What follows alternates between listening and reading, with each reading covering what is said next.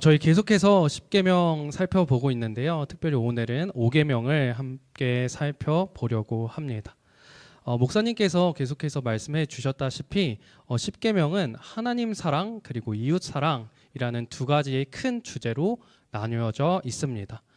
오늘 본문은 그 중에서도 이웃 사랑에 대한 계명인데요. 그 중에서도 이웃 사랑의 첫 번째 계명입니다.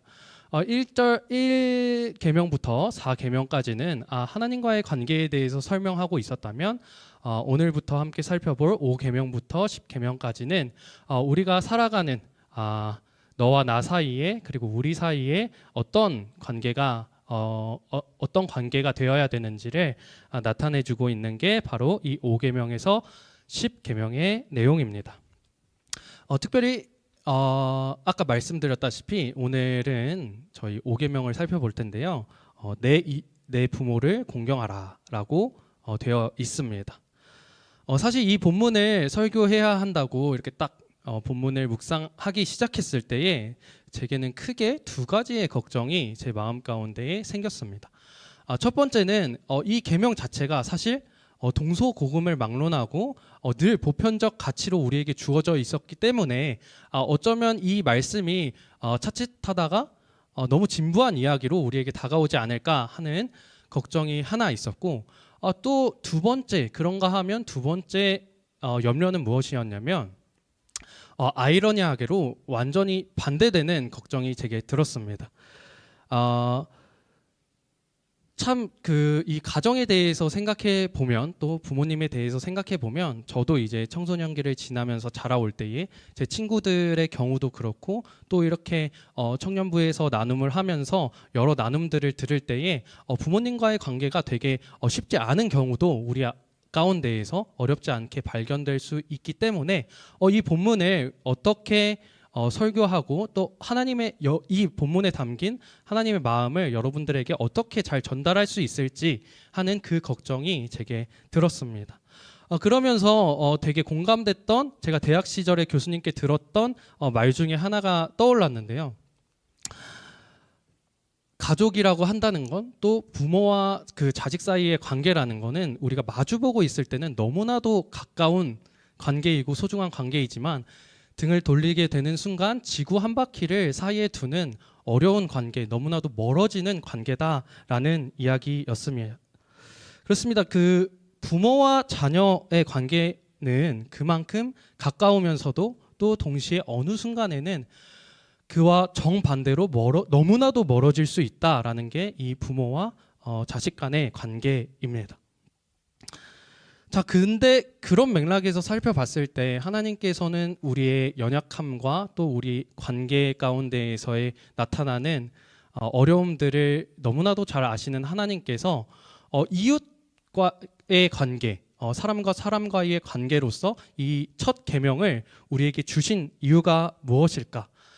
하나님께서 우리를 사랑하시는 하나님이시라면 이 관계를, 이 어려운 관계를 우리가 해야 하는, 우리가 실천해야 하는 하나님과의 그 10계명 가운데에 넣어주신 이유가 뭘까? 그 의미가 뭘까를 우리 한번 살펴보려고 합니다.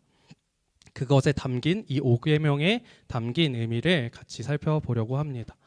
하나님의 말씀이기 때문에 그것을 온전히 그냥 순종하는 마음으로 받아들이는 그 단순한 순종의 마음도 너무나도 귀하지만 이 순종이 우리의 마음이 담긴 또 진정한 의미로서의 순종으로 올려드려지기 위해서는 이 가운데에 나타난 이 맥락과 하나님께서 주시는 마음이 무엇인지를 세심하게 살펴볼 필요가 있습니다. 오늘 이 명령을 통해서 나타나는 하나님은 어떤 분이신지를 함께 나누길 소망합니다. 바로 말씀을 보려고 하는데요. 첫 번째, 이 본문 속에서 나타나는 하나님은 관계의 질서를 교정시키는 하나님이십니다. 말씀을 더 깊이 우리가 이해하기 위해서는 당시 이제 모세와 아론을 비롯한 이스라엘 백성들이 처해 있었던 역사적 상황을 조금 더 살펴볼 필요가 있는데요. 출애굽기 5장 17절과 18절을 제가 읽도록 하겠습니다.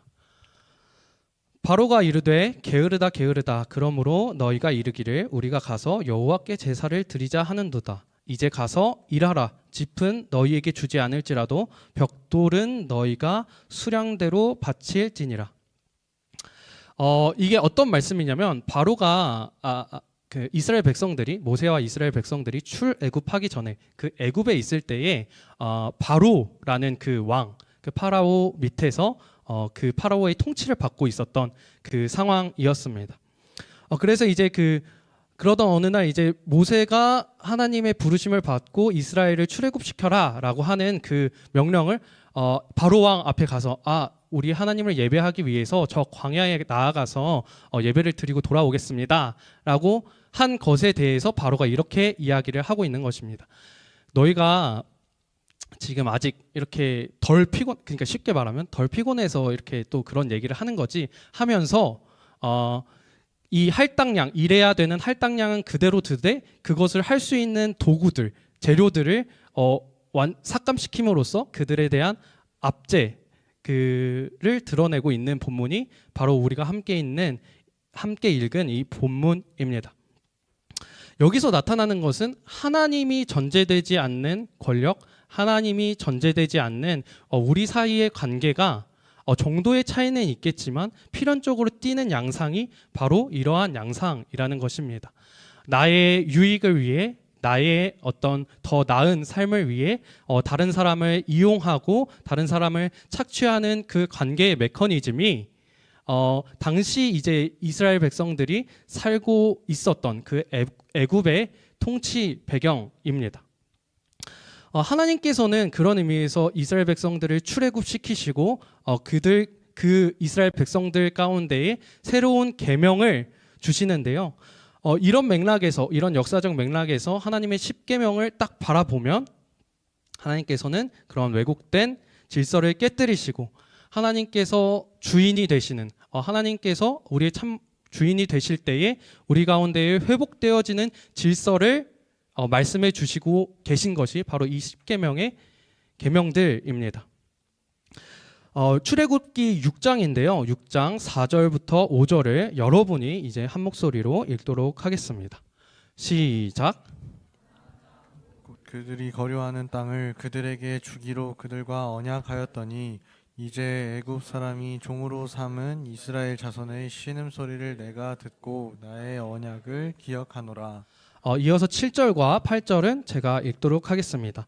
너희를 내 백성으로 삼고 나는 너희의 하나님이 되리니 나는 애굽 사람의 무거운 짐 밑에서 너희를 빼낸 너희의 하나님 여호와인 줄 너희가 알지라. 내가 아브라함과 이삭과 야곱에게 주기로 맹세한 땅으로 너희를 인도하고 그 땅을 너희에게 주어 기업을 삼게 하리라. 나는 여호와라 하셨다 하라.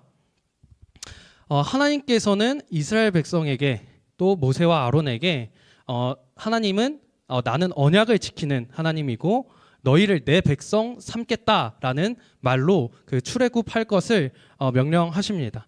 하나님께서 우리에게 주신 또 이스라엘 백성들에게 주신 이 선언에 담긴 의미는 단순한 어떤 그 물리적 압제, 사회적인 그 억압에서 구원해 주시겠다. 물론 그것도 포함하지만 그것과 더불어서 하나님이 주인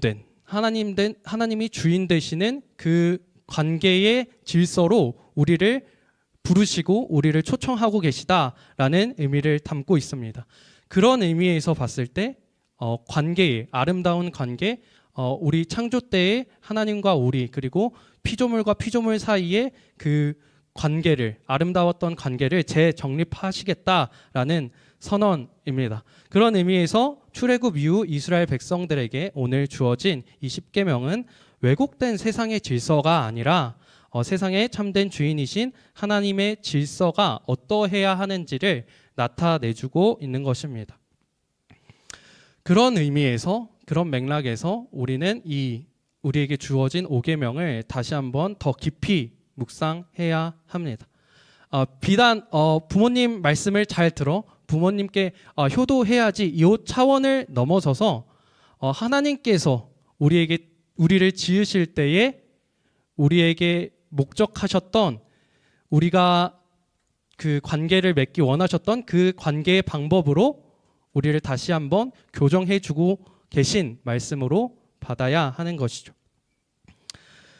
하나님을 주인으로 여길 때 가능해지는 사랑의 관계, 존중의 관계를 말씀하고 계신 것입니다. 바른 관계는 또 바른 기초가 있을 때 가능해집니다. 이와 관련해서 신약에서는 이렇게 이야기하고 있는데요. 에베소서 6장 1절을 제가 읽도록 하겠습니다. 자녀들아, 주 안에서 너희 부모에게 순종하라. 이것이 옳으니라 라고 이야기합니다. 구약에서의 10계명을 바울이 에베소 교회 성도들에게 설명하고 있는 그 본문인데요.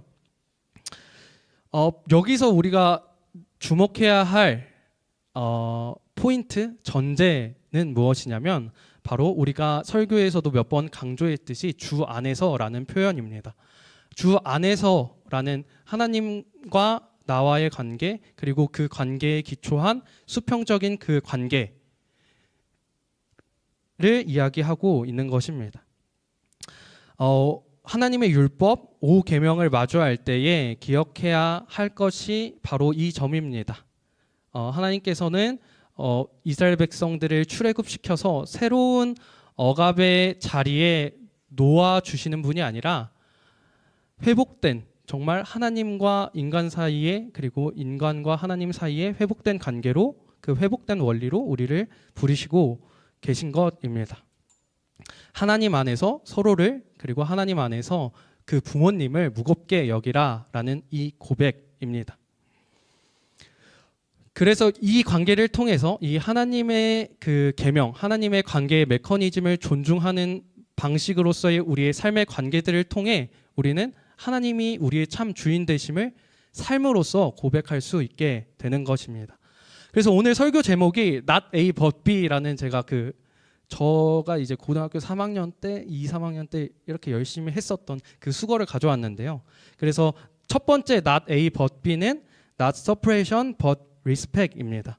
하나님과 우리와의 그 관계 방식, 애굽의 방식이 아니라 구원된 백성으로서의 새로운 방식, 억압의 자리로 내모시는 분이 아니라 존중의 자리로 초대하시는 분, 회복하시는 분이 우리 하나님이십니다. 우리가 누군가를 대할 때, 또 특히 우리와 가장 가까운 그 부모님을 대할 때 이 원리를 기억하고 또 실천하려고 노력하는 저와 여러분 되기를 간절히 소망합니다. 그럴 때에 하나님을 정말 하나님의 자리에 우리가 놓아드릴 때에 회복되어지는 그 관계의 축복이 저와 여러분들 가운데 가득하기를 소망합니다.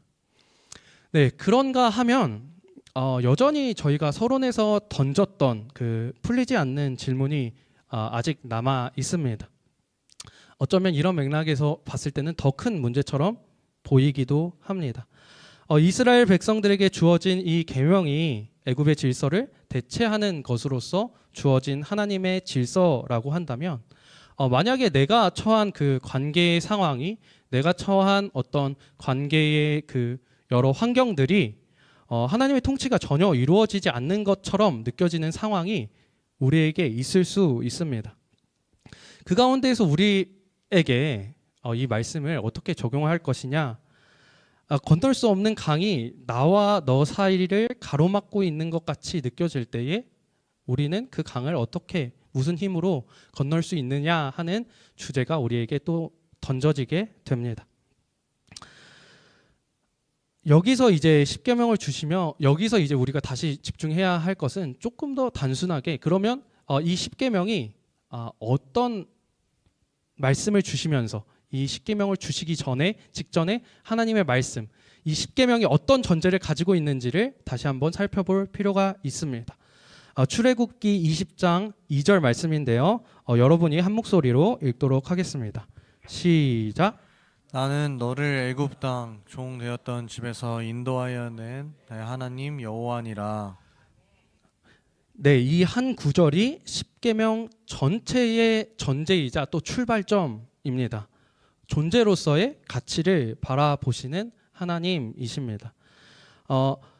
하나님이 우리 삶의 모든 영역의 주인이시자 또 모든 삶을 주관하고 계시다라는 것의 그 진리의 선포입니다. 이 변함없는 진리의 토대 위에서 우리는 스스로를 바라보는 시선이 있어야 합니다. 그리고 그 시선으로 이야기했듯이 타인을 바라보는 시선도 있어야 합니다.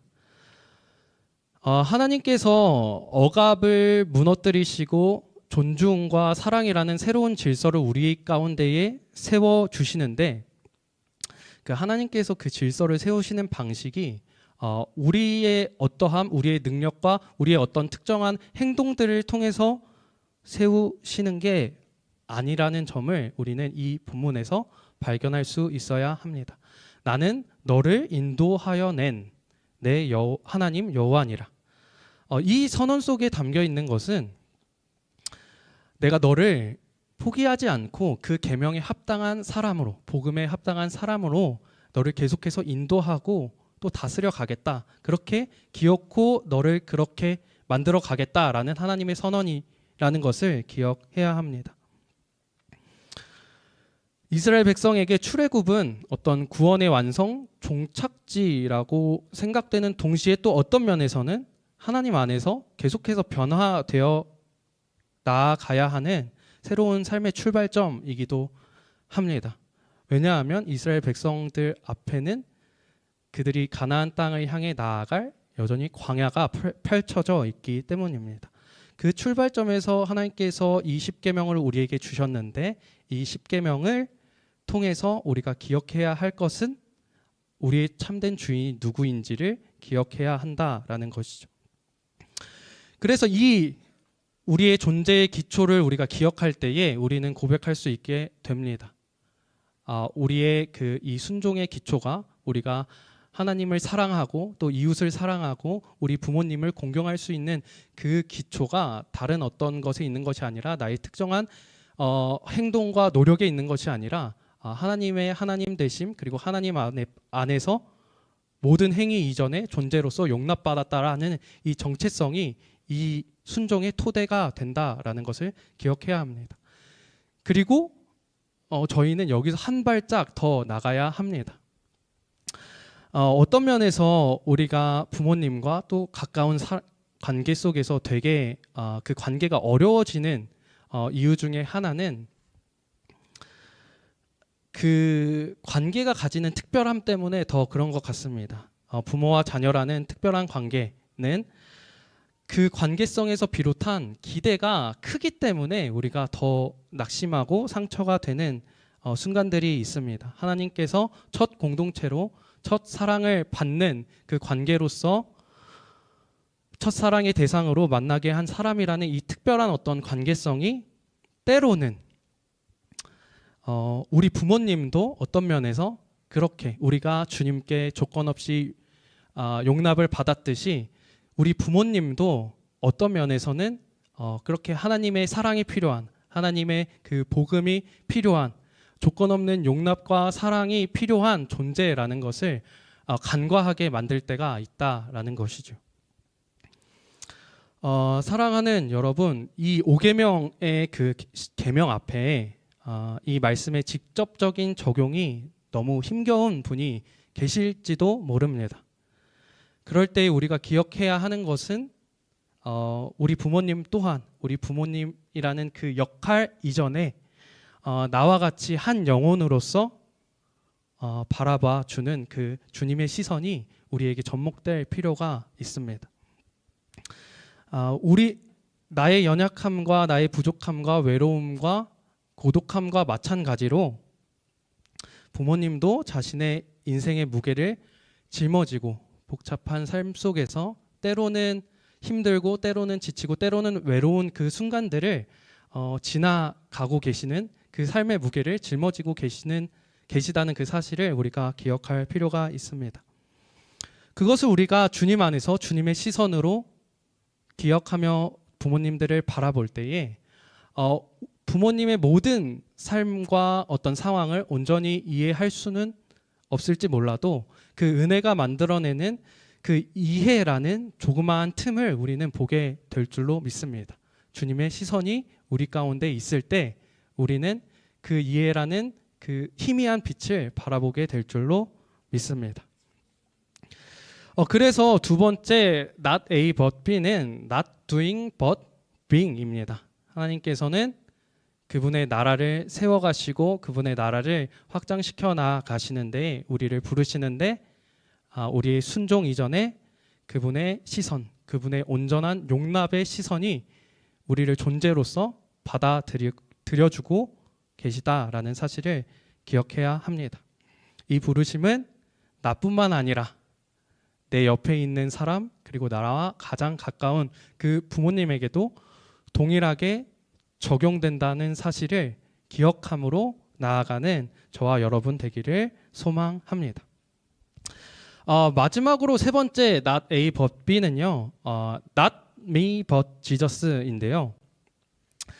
사실 머리에서 가슴까지의 거리가 한 세월이라고 하잖아요. 사실 근데 머리로 납득이 되고 가슴으로 이해가 돼도 또 그게 또 발로 우리가 실천으로 나아가기까지는 또 너무 멀어 보이는 순간이 우리 가운데 있을지 모릅니다. 여전히 우리에게는 그 실천의 영역, 우리 그 하나님의 말씀을 이해하고 받아들이고 또 실천까지 나아가는 그 영역이 너무나도 멀게만 느껴진다라는 것이죠. 일본 작가 엔도 수샤쿠는 그의 책에서 이런 말을 합니다. 저는 세상이 엉망진창이라 해서 모든 것을 버리고 깊은 산 속으로 숨을 수는 없습니다. 어쩌면 제가 그리스도인인 이유는 그리스도교가 이 엉망진창인 세계를 통한 구원을 말하기 때문인 것 같습니다.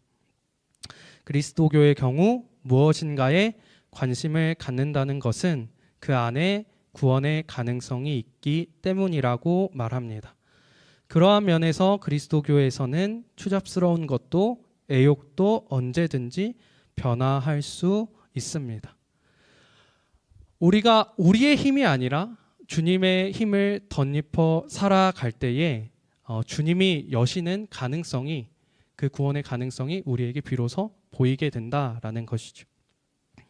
바로 이 지점이, 바로 여기가 이 지점이 우리가 서로를 그래도 포기하지 않을 수 있는 이유가 됩니다. 어쩌면 포기하는 마음이 들고 넘어지더라도 다시 일어날 수 있는 이유가 됩니다. 엉망진창인 세상을, 나를, 우리의 삶을 통해서 일하고 계시는 분이 계시기 때문입니다. 바로 우리가 구원자라고 고백하는 예수 그리스도가 바로 그분이십니다. 우리의 깨어짐을 통해, 우리의 연약함을 통해, 우리의 상처를 통해 그분은 그분의 구원을 우리에게 더욱 선명하게 우리의 삶 가운데 그 구원을 선포해 주십니다. 다른 어떤 이유가 아니라 그저 그리스도께서 그 영혼을 찾아 만나 주실 때에 그 영혼은 변화할 수 있다라는 그 가능성을 가지게 됩니다.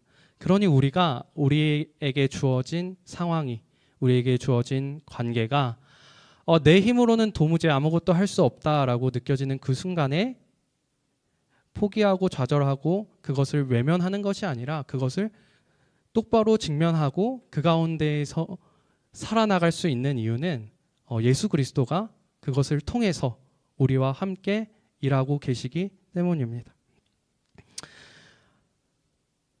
때로는 이제 말씀을 맺으려고 하는데요. 때로는 이 순종의 무게가 참 버겁게 느껴지는 순간도 있습니다. 왜냐하면 말 그대로 우리에게 주어진 그 상황이 전혀 변화할 것 같지 않다라는 생각이 들기 때문입니다. 순종 자체가 불가능한 상황처럼 보이기도 합니다. 그래서 우리가 그 가운데에서 너무나도 괴롭고 고단할지라도 우리가 나아갈 수 있는 이유는, 우리가 기꺼이 고통 가운데에서 사랑을 포기하지 않고 사랑을 계속해서 해 나갈 수 있는 이유는 그리스도께서 우리와 함께 하시기 때문이고, 그 과정을 통해 그 그리스도와 함께 걸어가는 그 한 걸음 한 걸음을 통해 우리는 이전과 다른 한 뼘 더 그리스도를 닮아가는 그 자리로 자라나기 때문입니다. 한 걸음 더 그분의 그 통치 가운데로, 그분의 그 마음 가운데로, 그분의 사랑 가운데로 더 나아갈 수 있기 때문입니다. 그래서 마지막 나 네이버 B는 서두에서 말씀드렸다시피 not me but Jesus인 것입니다. 이제는 내가 사는 것이 아니요 오직 내 안에 그리스도께서 사시는 것이라. 이 갈라디아서의 바울의 고백이 오늘 우리의 고백이 되길 소망합니다. 이 고백은 지난 순간들을 그저 망각하고 모두 덮어놓고 아무 일 없는 듯이 살아가는 것이 아니라 지난날 가운데에서 경험했던 아픔과 상처, 고통과 원망을 인정하는 동시에 주님과 함께 걸어나갈 새로운 기억들, 주님과 함께 쌓아나갈 새로운 기억들을 우리 마음 가운데 채워간다라는 의미입니다. 정말 이제 말씀을 맺으려고 하는데요.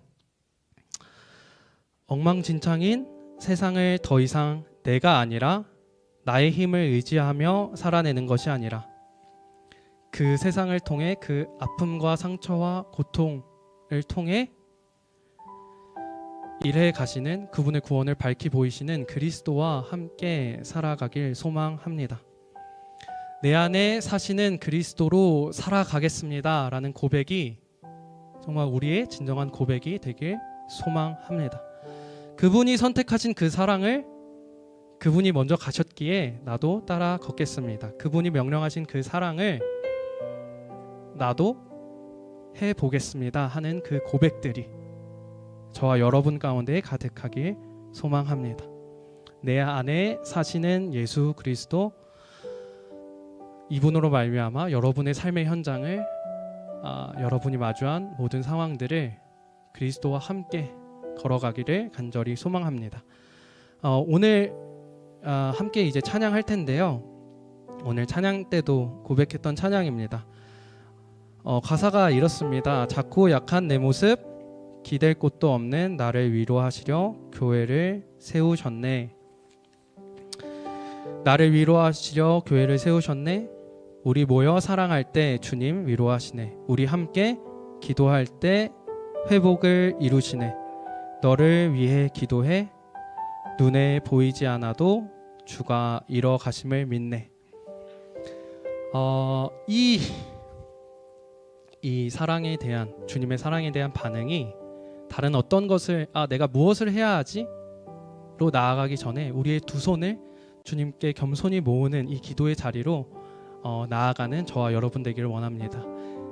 그 마음 가지고 같이 찬양하도록 하겠습니다. 작고 약한 내 모습.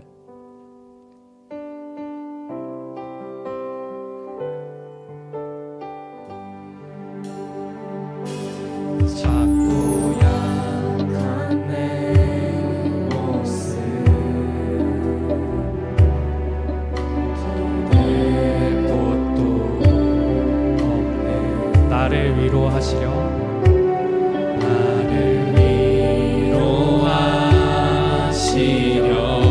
교회를 세우셨네. 교회를 세우셨네. 주님은 다 아시네. 주님은 다 아시네. 내가 넘어질 것도 그런 나를 위하여 교회로 세우셨네. 우리 모여 사랑할 때, 우리 모여 사랑할 때 주님 위로하시네. 우리 함께 기도할 때 회복을 이루시네. 회복을 이루시네.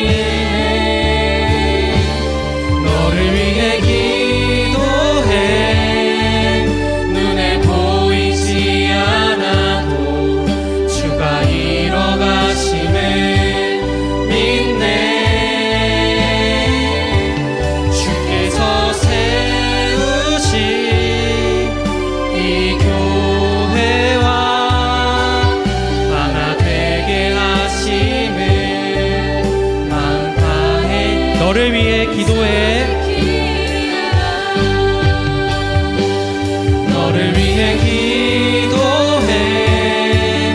눈에 보이지 않아도 주가 이뤄가시는 믿네.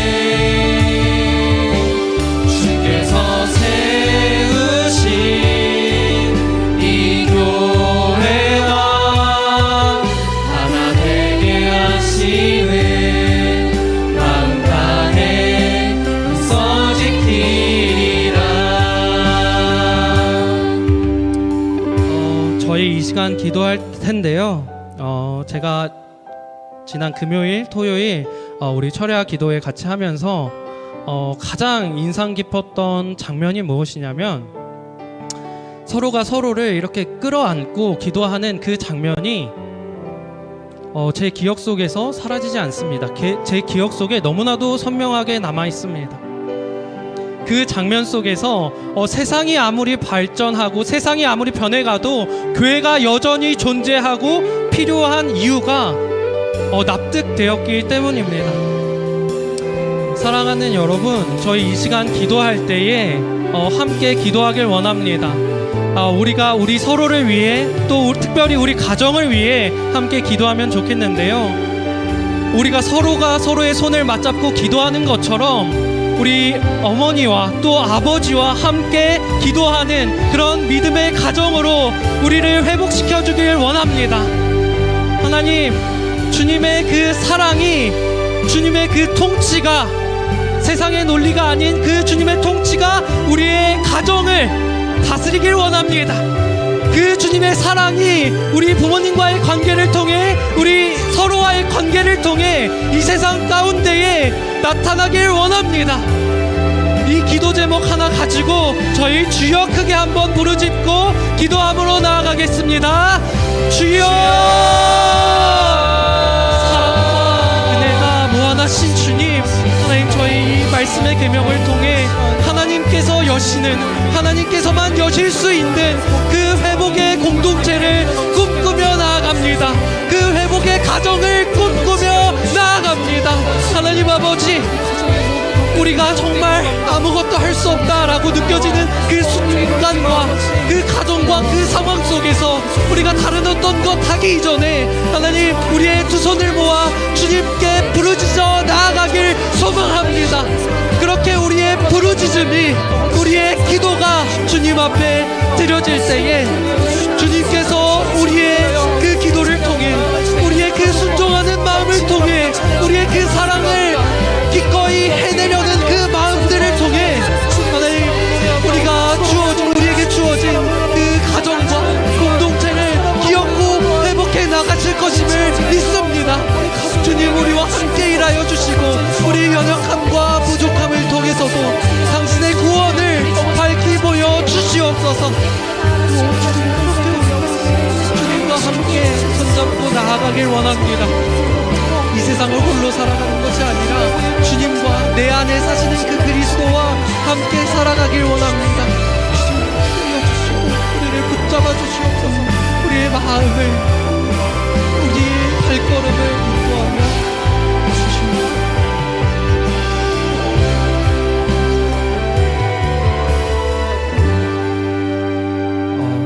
저희 이 시간에 한 가지 더 기도할 텐데요. 이 시간에는 저희 고3들을 위해서 함께 기도했으면 좋겠습니다. 하나님께서 우리를 그 출애굽, 그 애굽에 그냥 두지 않으시고 구원하여 주셔서 하나의 공동체, 교회라는 이름으로 우리를 불러주셨습니다. 그리고 그 하나님을 주인으로 고백함 가운데에서 그 주님의 은혜 아래서 우리가 한 형제와 한 자매라고 한다면 우리의 기도 제목은 더 이상 개인의 기도 제목이 아님을 기억해야 합니다. 한 개인의 기도 제목이 아니라 우리의 기도 제목이 되어야 합니다.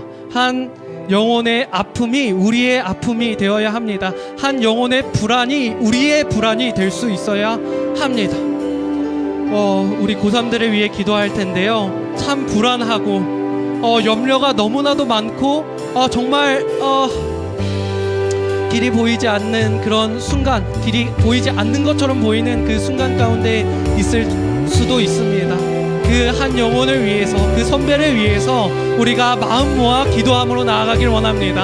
하나님, 우리 고3 선배님들에게 주님의 위로하심과 주님의 격려하심이 그들의 마음을 붙들고 있을 수 있도록 하나님 도와주시옵소서. 함께 주시옵소서. 이 기도 제목 가지고 주여 크게 한번 부르짖고 기도함으로 나아가겠습니다. 주여! 내가 무한하신 주님, 주님께서 우리를 한 공동체로, 한 교회로, 한 하나님을 주인으로 고백하는 주님 믿음 안에서 형제요 자매로 우리를 불러주셨습니다. 하나님, 특별히 고3 수능을 위해 기도합니다. 하나님, 마음이 참 불안하고 흔들리기 쉬운 그 가운데에 주님 위로하여 주시고 격려하여 주시옵소서. 우리 존재의 기초가 세상의 어떠함, 나의 어떠함이 아니라 하나님께서 부르시는 그 부르심 가운데 있음을 우리가 확신하며 나아갈 수 있게 해달라고. 그리하여 하나님 마주한 그 시험과 상황들을 하나님 믿음으로 주님과 함께 돌파해 나가게 소원합니다. 주님 함께하여 주시고 마음 가운데 위로 격려를 더하여 주시옵소서. 그리하여 끝나는 시간을 돌아볼 때에 하나님의 살아계심을 온전히 고백하는 귀한 소명을 주시옵소서. 되어질 수 있도록 주님 인도하여 주시옵소서.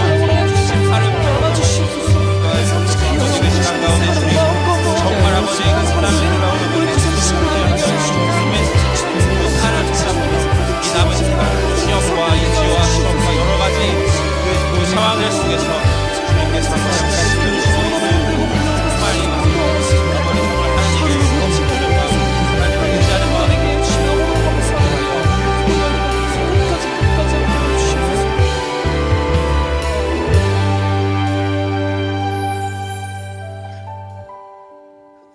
참 좋으신 주님, 감사합니다. 우리를 그 애굽 땅에 두지 않으시고 우리를 그 애굽으로부터 구원해 주셨을 뿐만 아니라 하나님, 우리를 다스리는 그 통치의 원리, 우리가 서로가 서로를 어떻게 대해야 하는지 그 관계의 원리 또한 주님 안에서 사랑의 원리로 바꿔 주시니 너무나도 감사합니다. 하나님께서 우리에게 주신 이 사랑의 원리를 우리가 우리의 삶의 현장 가운데에서 적용하고 실천해 나가길 소망합니다. 때로는 그것이 너무 버겁게 느껴지고 너무 힘겹게 느껴질지라도 주님께서 우리와 함께 하시기에, 특별히 주님께서 보내신 믿음 안에서의 형제 자매들이 기도함으로 우리와 함께 하기 때문에 그 길을, 그 사랑의 길을 포기하지 않고 걸어가는 저희가 될 수 있도록 주님 인도하여 주시옵소서. 특별히 고3을 위해서 기도합니다.